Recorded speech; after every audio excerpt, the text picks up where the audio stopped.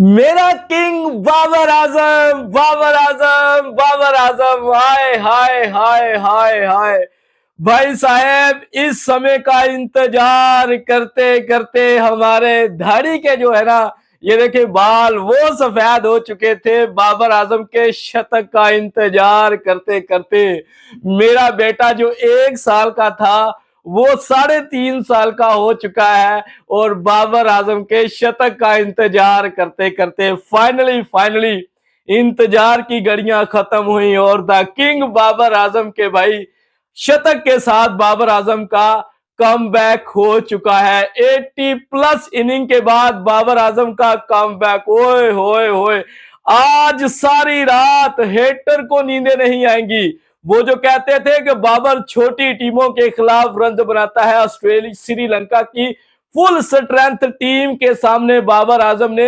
ऐसे समय में शतक लगाया जहां पर पाकिस्तान के सामने एक पहाड़ जैसा लक्ष्य सामने था 289 रन का। और बाबर आजम ने रुकने का नाम ही नहीं लिया। 8 चौके बाबर आजम ने लगाए। ओए होए होए, अनबिलीवेबल भाई। बाबर आजम की खुशी में आप लोगों ने शतक की खुशी में दबाकर आपने इस पेज को फॉलो कर लेना है। आज पता लगना चाहिए किंग बाबर आजम के कितने फैंस हैं।